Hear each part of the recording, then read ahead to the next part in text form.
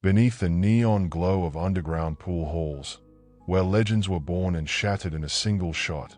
One name echoed with a terrifying familiarity: Rico. The young man was a living enigma, a virtuoso of the green felt, with a reputation that was as much about his skill as it was about his eerie, unrelenting presence. He was a storm waiting to happen, a quiet predator who never lost, and when he lined up his shot, time itself seemed to hold its breath. His dark, smoldering amber eyes burned with an intensity so raw that it felt like they could pierce through the deepest parts of a person's soul. Rico was not just a pool player. He was an unstoppable force, his movements as smooth and deliberate as a panther in the wild. Tall, lean, with chiseled features and thick black hair that perpetually tousled in a way that suggested he didn't care for the vanity of style, Rico had a presence that left an unsettling silence in his wake. His hands, steady, precise, sank shots that no one else dared to attempt. The game, for him, was no longer about the thrill of victory, but about something darker. There was a hunger growing inside him, a thirst for power that went beyond the confines of the felt table. His victories weren't just about skill, they were about control. The kind of control that could transcend the limits of human ability. It was a night marked by a vicious storm, thunder crashing like war drums, the rain so heavy it felt like the sky was trying to swallow the world whole. Rico found himself wandering through a forgotten alleyway, lost in his own thoughts, seeking something he couldn't quite name. The usual haunts had lost their appeal. It was then that his eyes caught a dim glow, a flickering sign that barely clung to life above a door barely hanging on its hinges. The sign read Blackwood Billiards in faded letters, and it beckoned him with an almost supernatural pull. Inside, the air was thick with the scent of dust and decay. Time had long forgotten this place, but there was something about it that drew Rico in, like the quiet hum of a ghost's whisper. Cobwebs clung to the edges of the tables, but one table in particular stood in the center of the room, a single, gleaming pool table, untouched by age, its emerald felt still pristine under the dim lighting. Resting on top of the table was a cue stick that seemed to pulse with an unnatural energy. It was crafted from black wood, smooth and polished to perfection, with golden engravings running along its length. The craftsmanship was unlike anything Rico had ever seen. As he reached out to touch it, a cold shiver ran up his spine. The grip was wrapped in leather so smooth it felt almost alive, sending a jolt of electricity through his fingertips. There was something about this cue. It was more than just a piece of equipment. It was as if it was waiting for him, calling him. A note lay beside it, hastily scrawled, almost as if someone had left it there in a hurry. The cue of shadows, power at a price. Rico's lips curled into a smirk, dismissing the warning with a flick of his wrist. Power. It was exactly what he sought. He had always been driven by an insatiable need to be the best, to dominate, to be the one who stood alone at the top. And now, this cue seemed to promise him exactly that. He couldn't resist. With a steady hand, he chalked the tip of the cue and took his first shot. The moment the cue ball struck, something shifted. It wasn't just the sharp crack of the break, nor the satisfying roll of the balls across the table.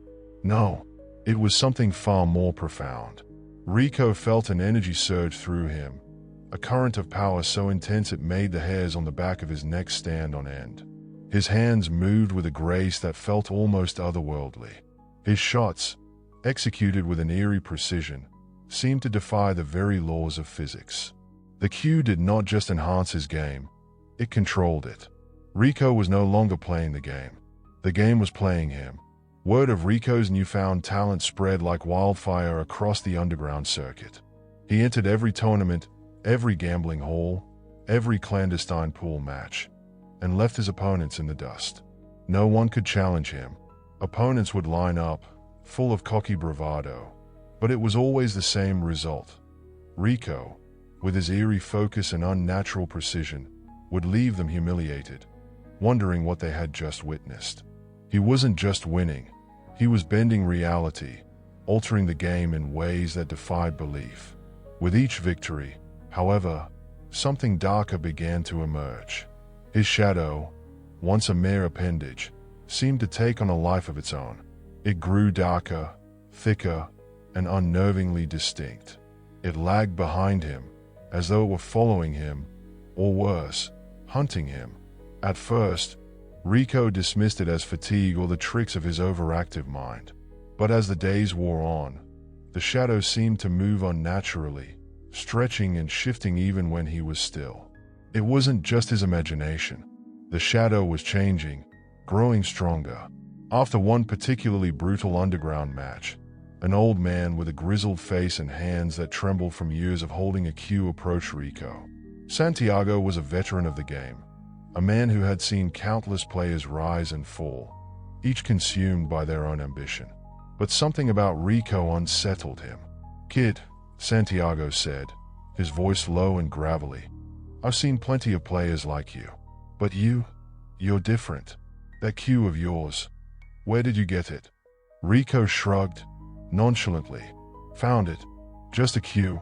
The old man shook his head, eyes narrowing with caution. "No, it's not just a cue. It's the cue of shadows. That thing's cursed, kid. I've seen it before, many years ago. There was another like you, another player who couldn't miss. He used that cue, and then, one day, he vanished. The last thing anyone saw was his shadow, walking away from him, and he was never seen again." Rico chuckled, dismissing the warning with a wave of his hand. "I don't believe in fairy tales, old man. I'm just getting started." But as he walked away, a cold knot of unease settled in his stomach. He couldn't shake the feeling that Santiago wasn't lying. That night, unable to rid himself of the unease, Rico returned to the abandoned pool hall. He needed answers. What was the true power of the cue? What had Santiago been talking about? The moment he stepped inside, the lights flickered, casting long, distorted shadows against the walls. The door slammed shut behind him with a deafening thud. Rico's breath caught in his throat as his eyes locked on the pool table. Standing across from him was a figure, tall, lean, and with the same chiseled features as Rico himself. But there was something wrong. The figure's eyes were empty, hollow, devoid of any warmth or life. Its body rippled and undulated like smoke, an inky blackness that clung to the shape of a man but was not quite human. In its hands, it held a cue identical to Rico's, its movements smooth, deliberate, and terrifyingly precise. The figure spoke, its voice echoing from everywhere and nowhere at once. "You have taken from the shadows. Now, the shadows take their due. One game, win, and you keep your soul. Lose, and you become me." Rico's heart raced. His pulse thudded in his ears. This was no ordinary game. This was no ordinary opponent. This was something far darker, far more dangerous than he had ever imagined. He couldn't back down. He wouldn't.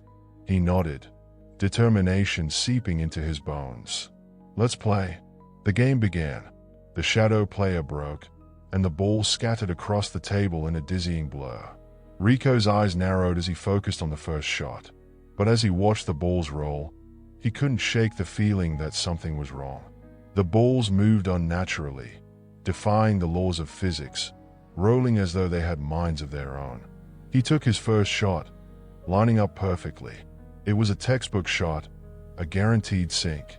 But as the ball rolled toward the pocket, the lights flickered, casting shadows that seemed to stretch toward him.